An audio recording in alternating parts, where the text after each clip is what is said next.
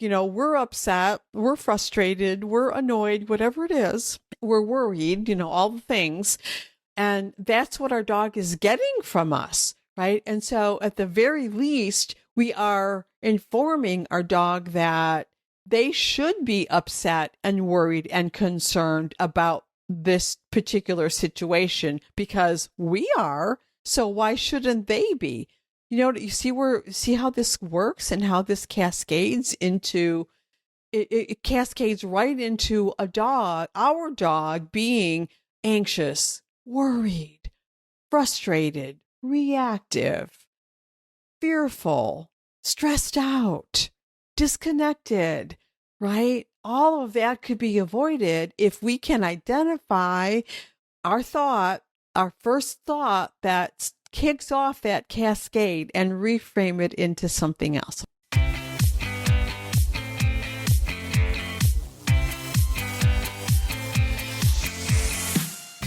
Hi, I'm Kathy Kowalik, and I believe that our dogs connect us to the heart and soul of what really matters in life. So hang out, and we'll take a deep dive into the human-dog connection and explore strategies that will inspire you to create legendary, enlightened partnership with your dog.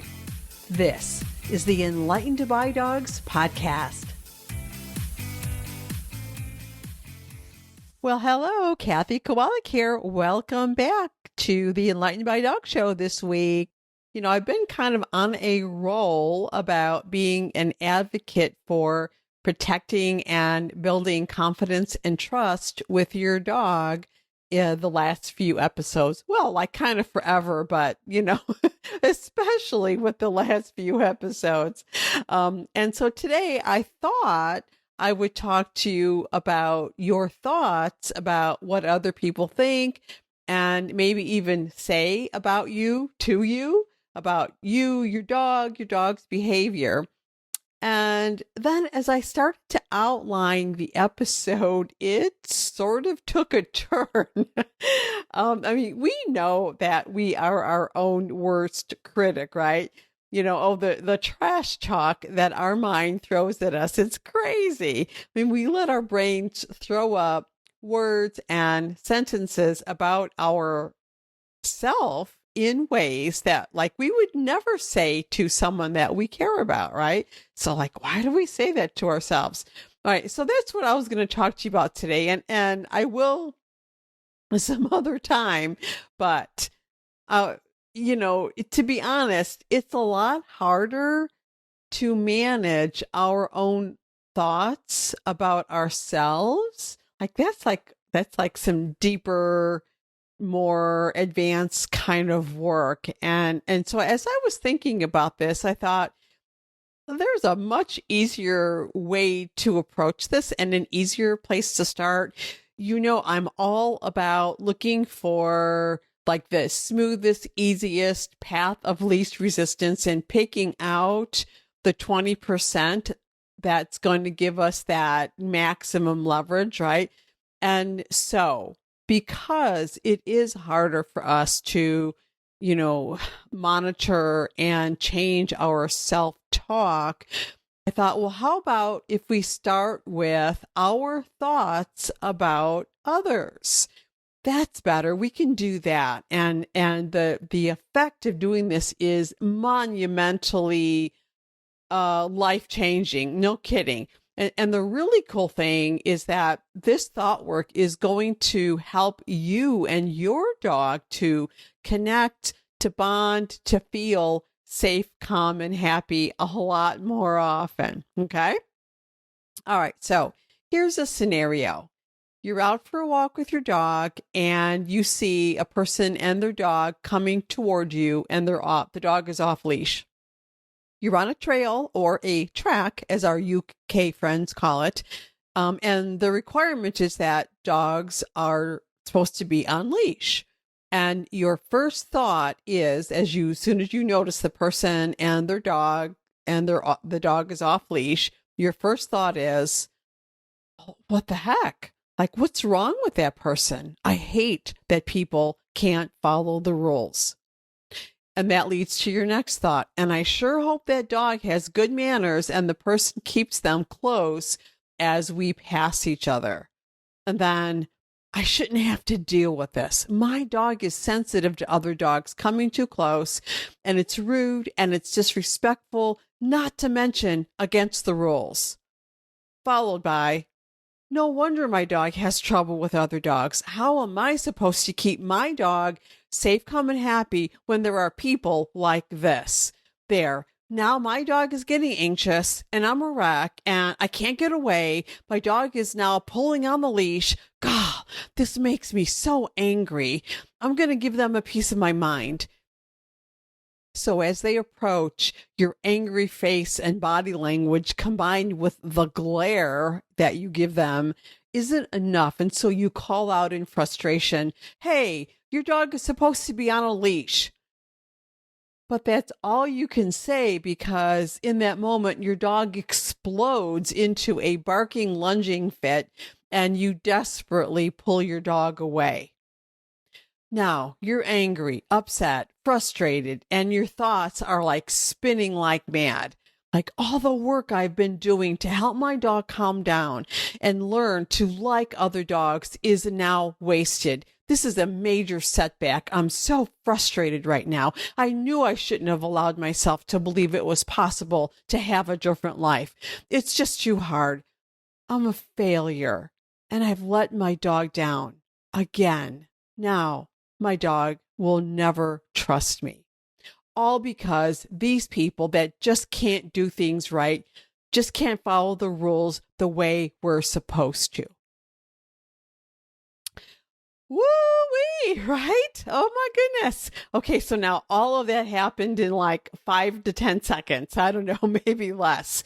You see how quickly our thoughts spiral and pull us into like the pit of despair, right? And so what do we do about this, right? I mean, this is not helpful. Even if we recognize that it's not helpful to think those thoughts, which, to be honest, like a lot of times we don't even recognize it, right? We're just so caught up in our thought spiral, our thought loops, that we don't even know.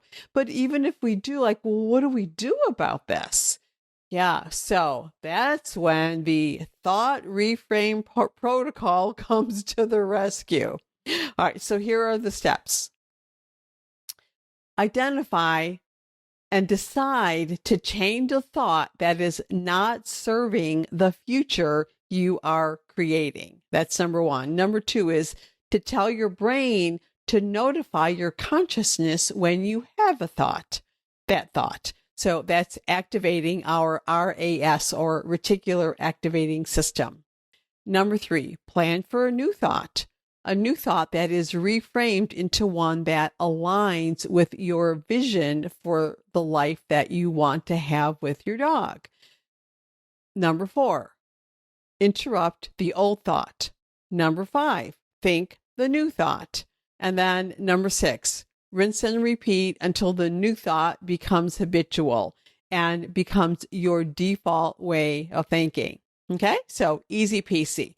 All right, so now let's do it. Let's go back to our scenario and let's do this. Let's follow this protocol, this thought reframe protocol, with our very first thought and interrupt that cascade of thoughts that leads to our anger, our frustration, to our dog's reactive behavior, and ultimately, which leads to our self-trash talk, right? Okay, so here's that thought, the old thought. Like, what the heck? What's wrong with that person? I hate when people can't follow the rules. All right, so because we wanted to interrupt the following cascade of thoughts that we went through, we decide first what our reframed thought will be. Okay, so let's set the scenario again, and we'll come up when and I'll show you our new reframe thought. Okay, so we're out walking with our dog on a trail. Up ahead, we see that there's a person and their dog walking toward us, and we notice that the dog is off leash. So our new thought is, my dog's going to need help with this. So I'm going to smile, connect with my dog, breathe, position myself on the inside so that I'm between my dog and the people and their dog. So that thought, so let me repeat that. My old thought was, what the heck? What's wrong with that person? I hate that people can't follow the rules. The new thought, the reframed thought is, my dog will need help with this. So I'm going to smile, connect with my dog, remember to breathe, position myself on the inside.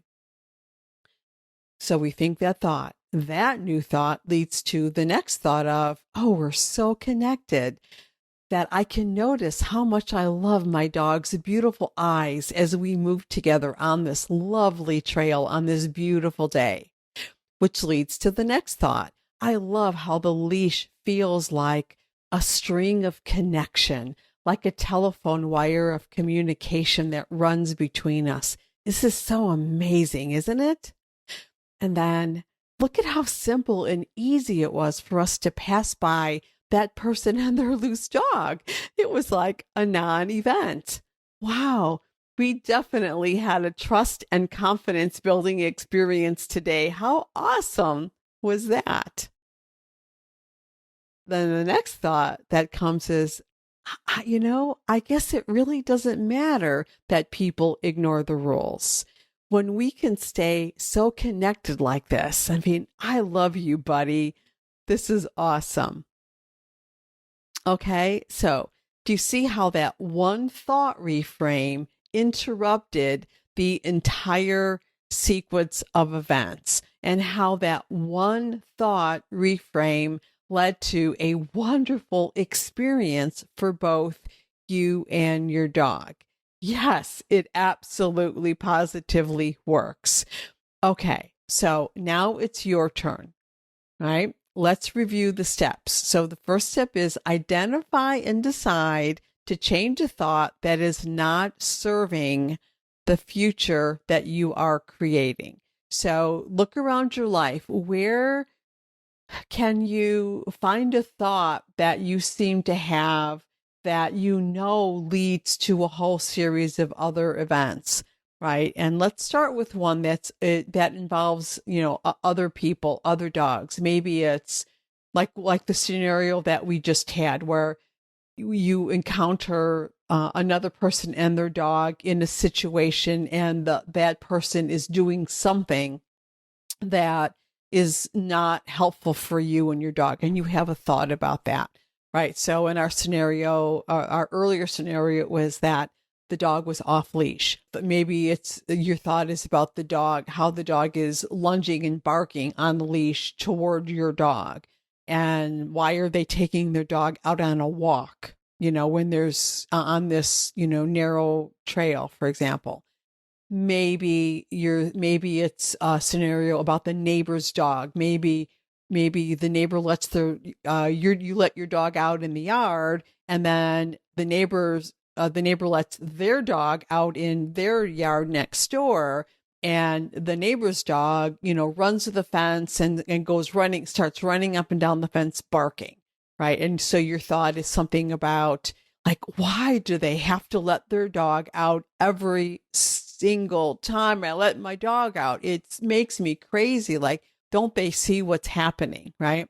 Maybe there's a thought you could find to reframe about something that happens in in a class. Like maybe you go to agility class or a rally class, some kind of a training class, and someone's dog is in a crate waiting for their turn, or maybe a person brought two dogs and they don't want to leave their dog at home, and so they have a dog in a crate. Or maybe they're in the following class, you know what I mean? But they position their crate in a place where you have to walk past, and as you walk past, you have to pass close enough to the crate that the dog in the crate is disturbed and barks at you and your dog as you go past. And so you're going to have a thought about that, right? You're going to, something along the lines of, like, why does that person have to have their dog in the crate at all? Like, why do they have that dog in a crate? Can't they see that their dog doesn't like other dogs passing and it's unavoidable? Or why do they have to have their dog their dog's crate there. You know what I mean? You know what I mean? So you're going to have some type of thought about that scenario, about that person and that dog. Maybe it's the person is whose turn it is in the ring, and maybe the dog runs out of the ring and runs up to your dog, and your dog is really sensitive to that. And then you have thoughts about why that person would let their dog leave the ring, and why can't they keep the dog under control? Why can't they stop their dog from running out of the ring? Why should, they shouldn't be in this class if they can't, blah, blah, blah. You know what I mean? And so you see how you see how these thoughts we have thoughts about what other people do with their dogs. And then that leads to a whole cascade of things, which ultimately disconnects us from our dogs and puts our dogs in a situation where they are, well, first of all, we're not connecting with our dogs. So our dog is basically out there alone without us. And then the next thing is that we're role modeling, we're leading, we're teaching our dog, because our dogs learn through social learning, right? And plus our dogs are very emotionally attuned to us. And so what are we teaching our dogs? What are we showing them? We're upset, we're frustrated, we're annoyed, whatever it is. We're worried, all the things. And that's what our dog is getting from us, right? And so at the very least, we are informing our dog that they should be upset and worried and concerned about this particular situation, because we are. So why shouldn't they be? You see how this works and how this cascades into it cascades right into our dog being anxious, worried, frustrated, reactive, fearful, stressed out, disconnected, right? All of that could be avoided if we can identify our first thought that kicks off that cascade, and reframe it into something else. Okay. So that's what I want you to do. I want you to identify that first thought that you have start with one scenario and identify your thought and decide to reframe it. And then, just that is what activates your reticular activating system, that you identify the thought and you just say, okay, I'm going to reframe this thought. Every time I have that thought, I'm going to interrupt it and reframe it. So that just programs your RAS. You're good to go there. Okay. And then you have to, decide what your new thought's going to be, right? So what will your reframe thought be? So whatever works for you, you can just follow the loose dog scenario that I gave you earlier as kind of a model for your new thought. It doesn't really matter what it is. You can reframe the thought into something that helps you. The idea is that the new thought helps you to stay calm, helps you to feel safe, calm, and happy, helps you to connect with your dog, to be there for and with your dog, closely connected, bonded, communicating, and able to role model the way we want us to behave in a situation where someone else may misbehave, or someone else's dog may, those are air quotes, misbehave. You know what I mean? Okay. So choose your reframe, and then, and that's it. So step one, identify the thought and decide to change it. Number two, activate your RAS. Number three, plan the new thought, right? What is the new thought that the reframe that will align with your vision for the life that you are creating with your dog?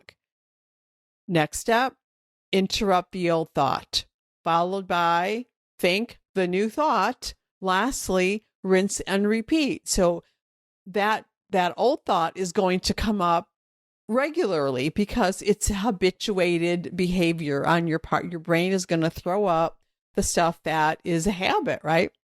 And so every time you notice that you're having that thought, you're going to interrupt it and you're going to think your new thought.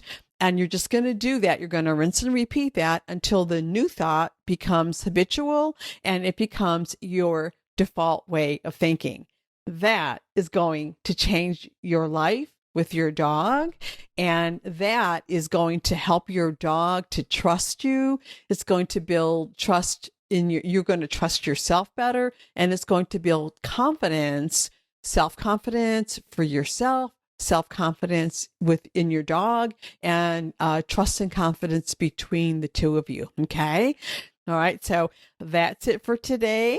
I'm looking forward to seeing you again next week. And in the meantime, just imagine what life will be like when you and your dog can finally understand one another.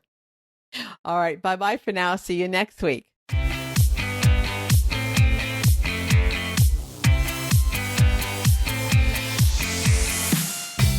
Thanks so much for listening. And hey, if you would like to work with me so that I can help you discover the missing pieces you need so that you and your dog can finally be happy and enjoy life together, then head on over to dancingheartsdogacademy.com and request your invitation to join us in the Brilliant Partners Academy when the doors open for the next enrollment. See you next time, and remember, a brilliant partnership with your dog makes your whole life brilliant.